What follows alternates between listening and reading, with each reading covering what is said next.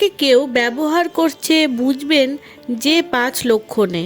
বন্ধুত্ব হোক বা প্রেম, অফিসের বস কিংবা সহকর্মী অথবা পরিবারেরই কোনো সদস্য, তাদের মধ্যে কেউ আপনাকে নিজের সুবিধা মতো ব্যবহার করছে কিনা তা বুঝতে সম্পর্কের গতিবিধির দিকে একটু নজর দিলেই হবে। মানুষের সঙ্গে মানুষের সম্পর্ক একটি গুরুত্বপূর্ণ বিষয়। তা গড়ে তোলার পেছনে গল্পটা যেমন সুন্দর, তেমনই দরকার সম্পর্ক চলাকালীন দ্বিপাক্ষিক তালমিল বজায় রাখা। কিন্তু কখনো কখনো সম্পর্কের ব্যাকরণের পাল্লাটা যে কোনো একদিকে ঝুলে পড়ে, অন্য পক্ষ তাতে শুধু লোকসানের মুখই দেখেন, তা সে ব্যক্তিগত জীবনে হোক বা পেশাদার পরিসরে। নিজের প্রয়োজন মতো যোগাযোগ। এ ধরনের মানুষজন শুধু তখনই যোগাযোগ করবে যখন তার কোনো কিছুর প্রয়োজন হবে। প্রয়োজন ছাড়া তাদের জন্য আপনার সঙ্গে যোগাযোগ, দেখা সাক্ষাৎ তেমন জরুরি কিছু নয়। একথা সত্যি যে মানুষ আদতে প্রয়োজনের ভিত্তিতেই চলাফেরা করে, কিন্তু যে কোনো সম্পর্কের ক্ষেত্রে ভারসাম্য রাখাটাও খুব গুরুত্ববহ। কেউ যদি বারবার শুধু তার সুবিধা মতোই যোগাযোগের নকশা এঁকে নেয় এবং আপনার প্রয়োজনের সময় আর তাকে পাওয়া যায় না, তাহলে বুঝতে হবে ভারসাম্য এরই মধ্যে বিগড়েছে। না বলা যাবে না। কিছু সম্পর্ক আছে যেখানে না বলা যায় না। কথাটি প্রথমে শুনতে খুবই মিষ্টি মনে হলেও আদতে এর মধ্যে লুকিয়ে আছে মানব সম্পর্কের এক তিক্ত রসায়ন। যে কোনো প্রস্তাবে না বলার অধিকার সবারই রয়েছে, কিন্তু এই অধিকারটিও খর্বিত হয় কারো কারো কাছে। তারা যখন কিছু চায় তখন তারা ধরেই নেয় অপর পক্ষ থেকে ইতিবাচক উত্তর আসবে।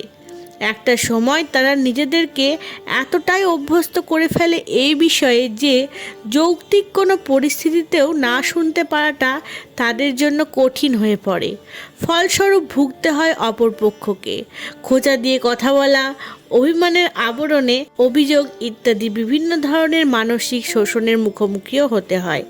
সম্পর্ক কতটা খাঁটি তা বুঝতে একবার প্রিয় বন্ধু বা প্রেমিক প্রেমিকাকে না বলে দেখুন তাদের প্রতিক্রিয়া কী। কারণ শুধু সব কথা মেনে নিচ্ছেন বলে সম্পর্ক চালিয়ে যাওয়ার সত্যি কোনো মানে নেই। কথা দিয়ে কথা না রাখা।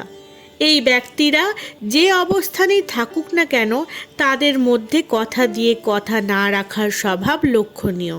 তারা জানে যে এই পরিকল্পনাগুলো কখনো পূরণ হবে না, তবু শুধু সম্পর্ককে জিইয়ে রাখতে তারা এই বিভিন্ন ধরনের মিথ্যা আশ্বাস দেয়। মজার বিষয় হচ্ছে, কথা দিয়ে কথা না রাখা হলেও তাদের মধ্যে কোনো রকম আফসোস দেখা যায় না। তাদের ভাবটা এমন থাকে যে এটাই তো স্বাভাবিক। কিন্তু একই বিষয় যদি অপর পক্ষ থেকে আসে, তাহলে তাদের ভাবসাবি আলাদা থাকে। তখন পৃথিবী উল্টে যাওয়ার মতো প্রতিক্রিয়া আসে। আর সম্পর্কের এই বৈষম্য থেকেই বোঝা যায় কে কাকে ব্যবহার করছে এবং কতটা বাজেভাবে এই শোষণের চক্র এগিয়ে চলেছে। কৃতজ্ঞতা প্রকাশের বালায় নেই। এ ধরনের একতরফা সম্পর্কে বেশিরভাগ সময় এক পক্ষ ঝামেলায় পড়ে, অন্য পক্ষ এগিয়ে আসে সাহায্য করতে। এক পক্ষের সমস্যার সমাধানে অপর পক্ষকে সদা সতর্ক থাকতে হয়। কিন্তু এত কিছুর পরও কৃতজ্ঞতা প্রকাশের মতো মৌলিক অনুভূতিও আশা করা যায় না তাদের কাছ থেকে। একটা সময় মনে হয় এসব তো আপনার দায়িত্বই, তাই শুধু পালন করে যাচ্ছেন। কিন্তু আমাদেরকে বুঝতে হবে সম্পর্ক এগিয়ে নিয়ে যাওয়া কখনো যে কোনো এক পক্ষের দায়িত্ব নয় এবং অন্য কাউকে সার্বক্ষণিক সেবা দানও কারো কাজ হতে পারে না, যদি না সেটি তার পেশাদারি কাগজে ছাপার হরফে লেখা থাকে। তাই অফিসের বস যদি বাড়তি সময় খাটিয়ে বাড়তি কোনো সুবিধা না দেন, এখনই সময় তাকে না বলে দেওয়ার। আমিত্বের আস্ফালন।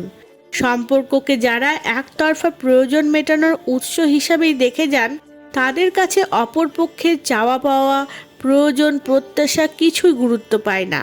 তাদের গল্পে আমরা শব্দটা কখনো সত্যিকার অর্থে স্থান পায় না, থাকে শুধু আমি, আমি এবং আমি।